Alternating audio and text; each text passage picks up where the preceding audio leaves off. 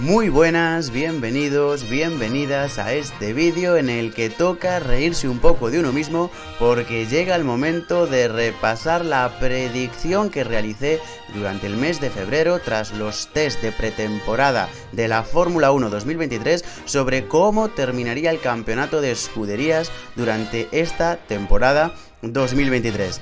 Prepárense porque vienen curvas y nunca mejor dicho, así que sin más dilación, ¡que ruede! Y antes de desgranar y de comparar el top 10 propio con el top 10 de la vida real, primeramente quiero recuperar este tweet escrito el 25 de febrero de 2023, es decir, tras los test de pretemporada, que dice lo siguiente: por visto en pretemporada, ojalá Ferrari y Mercedes se estén guardando. Nada más lejos de la realidad. Porque si no, por arriba se viene otro tostón de año tal como va Red Bull. Efectivamente. Muy sorprendido con Aston Martin, aquí lo reitero. También con Alpine y McLaren, pero para mal. Se ven avances en Alfa Romeo, Williams y Alfa Tauri. Así que en general sí que parece bastante lógico este análisis y bastante realista visto lo visto. Pero ahora vamos a ver el top 10, cómo predije las escuderías, que aquí ya se vienen bastantes curvas. Concretamente, en la 10ª posición yo puse al equipo Williams, una escudería que aunque se le verían mejoras en pretemporada, venía de una muy mala base, de una crisis de temporadas anteriores y parecía complicado que obtuviese muchos puntos. Y finalmente, la 10ª posición en la vida real ha sido para el equipo Haas, con un total de 12 puntos. Concretamente, 16º Nico Hülkenberg, con 9 puntos obtenidos en una sola carrera, y 19º Kevin Magnussen, con un total de 3 puntos obtenidos en 3 carreras diferentes. Y la verdad es que se veía venir.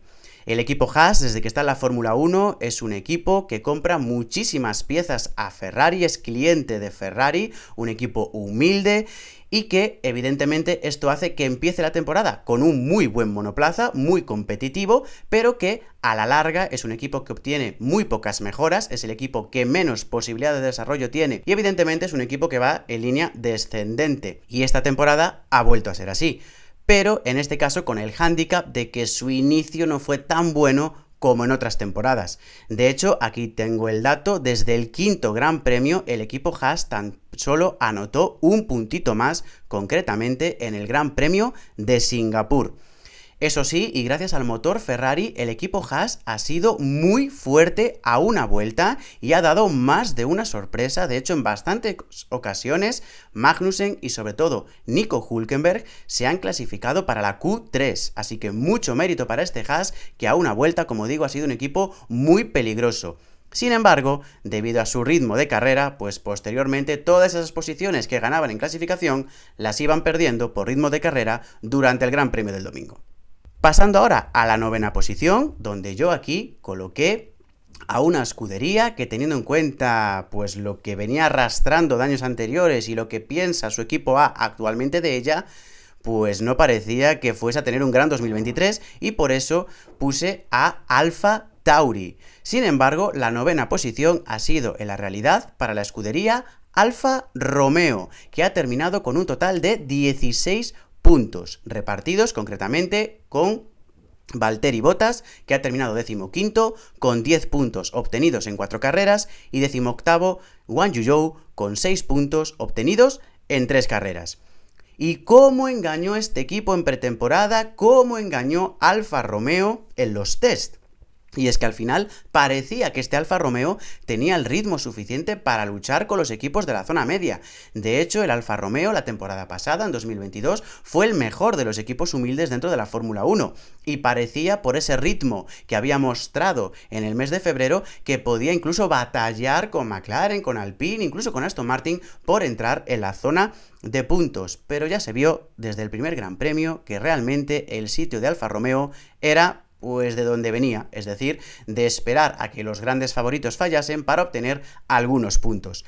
Además, es un equipo que ha ido en línea descendente también, de más a menos, y de hecho, aquí tengo el dato, a partir del 8º Gran Premio, Alfa Romeo tan solo puntuó una vez más, concretamente en el Premio de Italia. Salvo, eso sí, la excepción de Qatar, donde los dos pilotos terminaron puntuando. En lo relativo a sus pilotos, Wang Yuzhou va mejorando cada vez, cada temporada va un poquito mejor, de más a menos, eso sí, esta temporada, y Bottas más regular en general que su compañero y sigue siendo, pues por ahora, el número 1 de esta escudería. En la octava posición, yo había puesto al equipo Haas.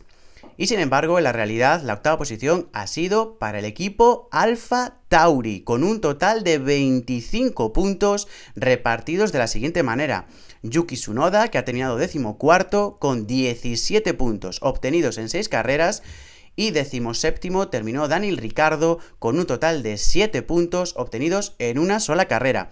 Además, Ricciardo entró más tarde en la Fórmula 1, regresó ya durante la temporada comenzada, sustituyendo a Nick de Vries, que se marchó con 0 puntos, y luego también tuvo un par de grandes premios Liam Lawson, que terminó con 2 puntos. La verdad es que era un Alfa Tauri que tenía muy mala pinta, teniendo en cuenta además el futuro de la escudería, un equipo en clara decadencia las últimas temporadas, al que ya le estaba costando bastante. 2022 fue un año complicado para el equipo B de Red Bull, y la verdad es que el equipo A ya no le encontraba mucho sentido a Alfa Tauri. Aún así empezó bien la temporada en general, luchando o batallando, mejor dicho, por la zona de puntos, sobre todo eso sí, únicamente con Yuki Tsunoda. Nick de Vries no dio el nivel y puntuando pues en ocasiones gracias al piloto nipón. Después se frenó y se convirtió Alfa Tauri en el monoplaza con peor ritmo de la parrilla y con diferencia. Y aquí ya, yo creo que todos pensamos que se había terminado Alfa Tauri, que ya no iba a mejorar más, que se iba a quedar ahí, que Red Bull no iba a destinar mucho más en el desarrollo de su equipo B, que está ahí al filo de la navaja.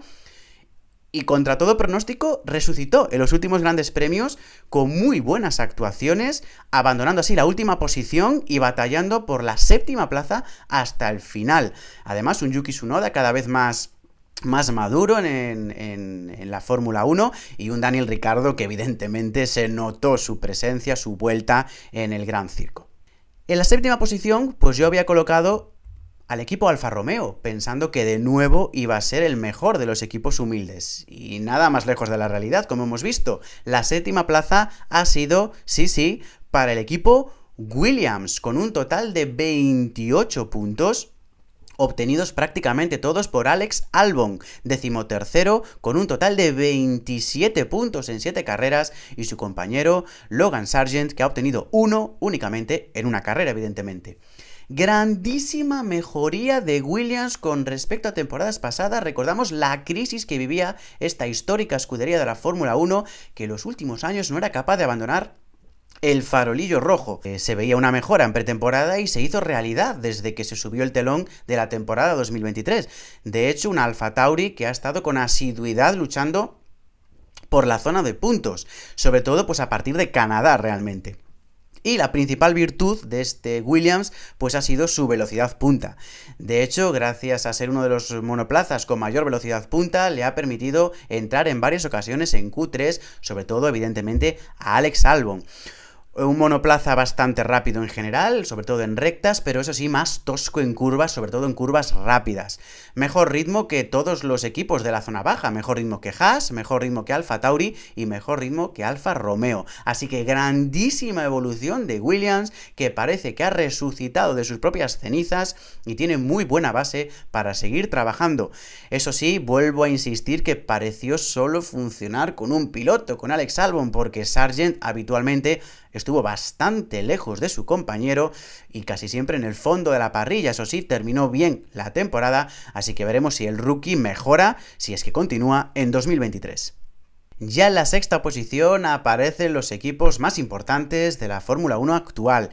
Y en la 6ª posición yo había colocado al equipo McLaren, y es que su pretemporada fue bastante nefasta, bastante mala, y aunque evidentemente se preveía que mejorase, quizás esos primeros grandes premios en los que iba a perder muchos puntos serían insuficientes para batallar por la zona alta, y bueno, nada más lejos de la realidad, como todos sabemos, porque la 6ª plaza finalmente ha sido para el equipo Alpine, con un total de 120 puntos repartidos de la siguiente manera.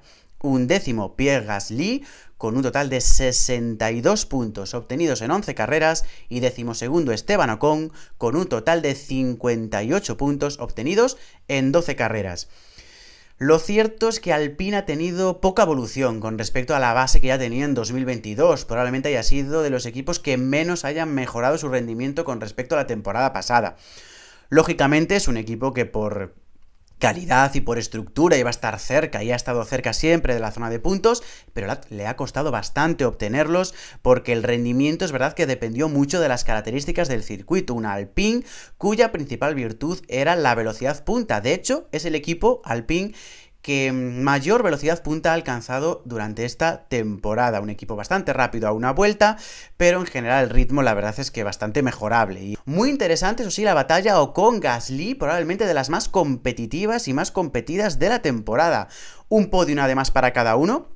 Uno para Gasly en Zandvoort y otro para Ocon en Mónaco. Y en la batalla personal, muchos piques, dos pilotos que no se llevan nada bien entre sí, y la verdad es que tuvieron bastante disputas la pareja Gala. Finalmente, como digo, Gasly por delante de Ocon únicamente por 4 puntos, así que la próxima temporada se prevé también muy apasionante en el equipo Alpine. Viajamos ya a la quinta posición, una quinta posición en la que yo había colocado precisamente al equipo Alpine, pero finalmente el quinto clasificado ha sido la escudería Aston Martin, con un total de 280 puntos repartidos de la siguiente manera. Cuarto, Fernando Alonso, con un total de 206 puntos en 18 carreras. Y décimo, Lance Stroll, con un total de 74 puntos obtenidos en 12 grandes premios. Lo cierto es que Aston Martin ha sido el equipo que más ha evolucionado y de largo diría entre 2022 y 2023. Únicamente el equipo Williams podía estar cerca, pero la evolución de Aston Martin ha sido espectacular porque pasó de ser de los últimos monoplazas de la parrilla a ser el segundo equipo cuando empezó la temporada. De hecho, su gran ritmo a inicio de temporada permitió a Alonso obtener 6 podiums en 8 carreras, que estaba siendo espectacular.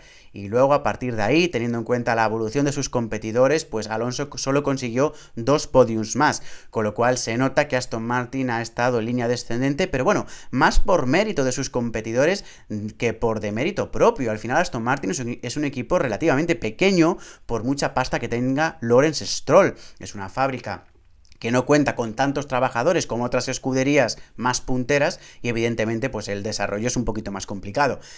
Hubo una bajada de rendimiento a mitad de curso, donde se alejó de Mercedes, de Ferrari y lo acabó atrapando McLaren.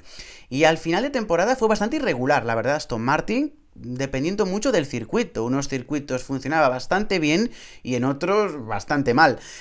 Así que nos deja bastantes interrogantes Aston Martin de cara a 2024, así que no sabemos muy bien por dónde van a ir los tiros. En lo relativo, por cierto, a sus pilotos, temporadón de Fernando Alonso, sin duda alguna, y que ha sido bastante superior a un Lance Stroll que no lo ha pasado bien esta temporada y veremos si continúa o no al final de cara a 2024, pero es verdad, una de las parejas más desequilibradas de la actual parrilla de la Fórmula 1.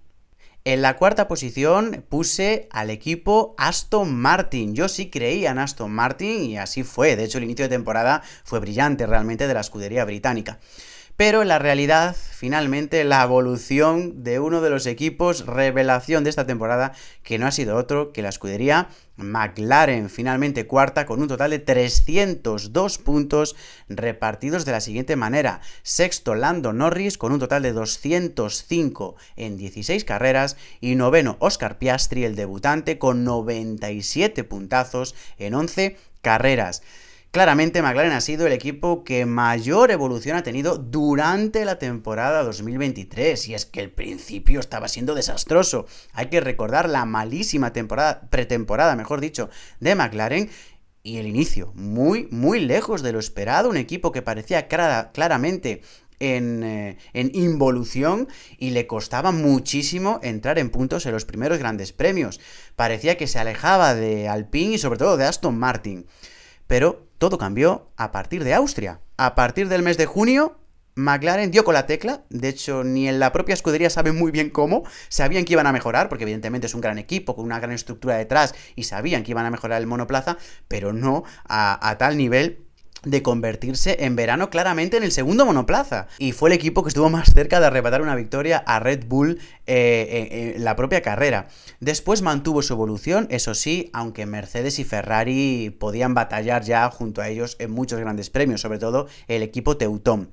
Brutal Lando Norris con un total de 7 podiums, un piloto que siempre da el máximo con el coche que tiene, y gran debut de Oscar Piastri, atención al piloto australiano, con 2 podiums en Japón y en Qatar.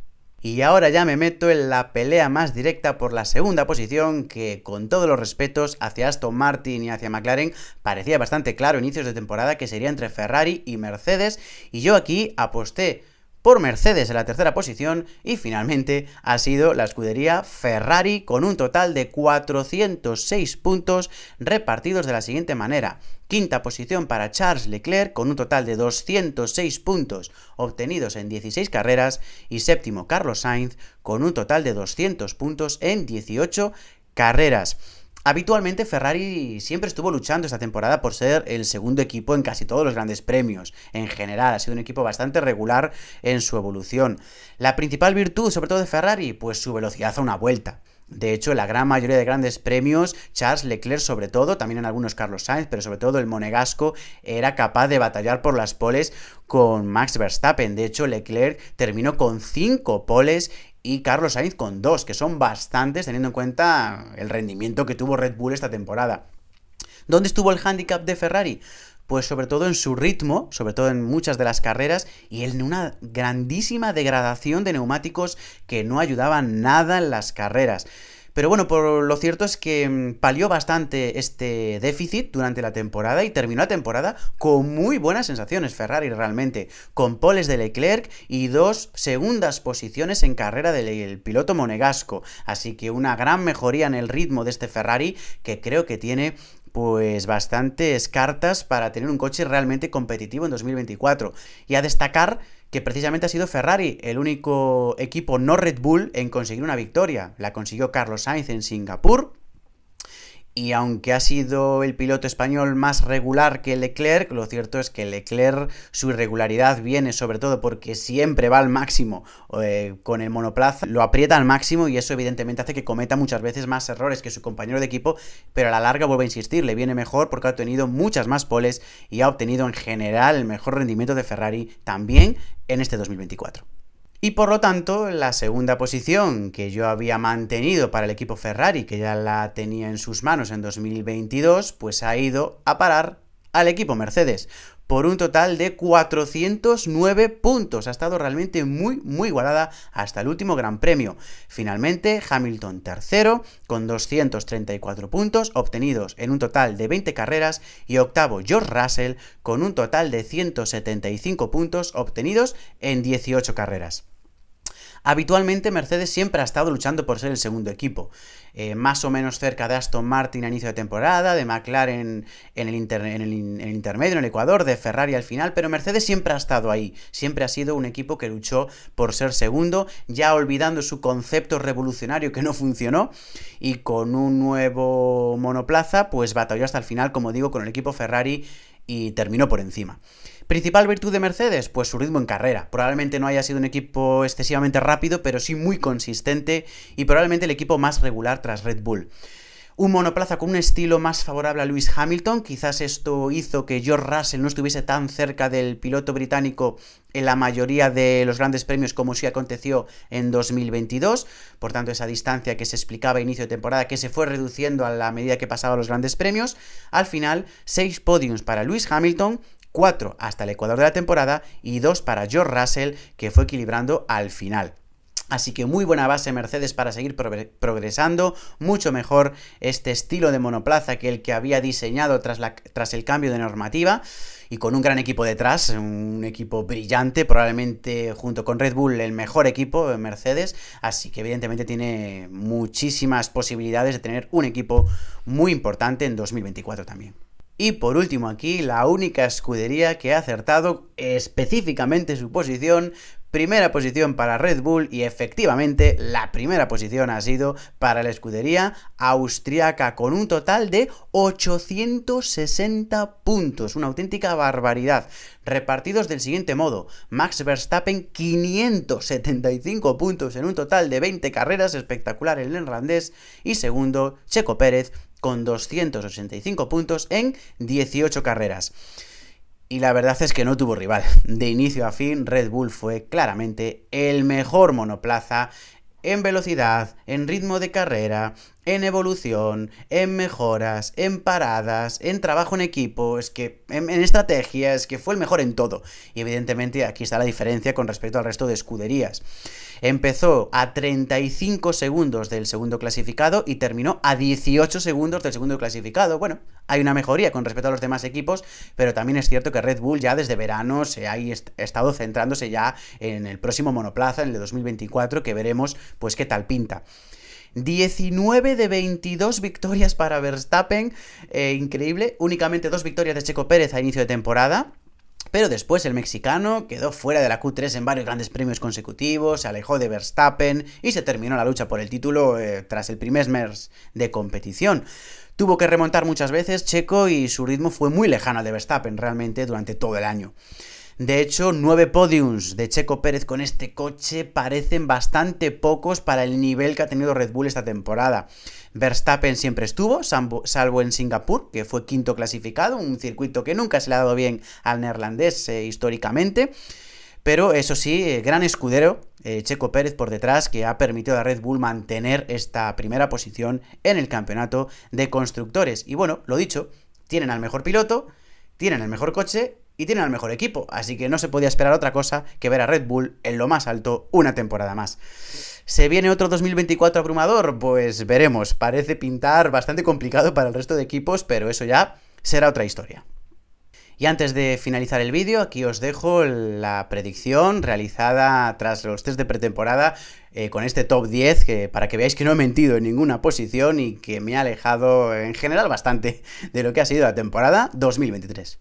Y hasta aquí el repaso de la más que realista predicción que propuse en el mes de febrero sobre la temporada 2023 de Fórmula 1. Si os ha gustado el vídeo, dadle un me gusta, compartidlo y dejad un comentario. Y ya sabéis, si os interesa contenido sobre este tipo, suscribiros al canal. ¡Hasta la próxima! ¡Chao, chao!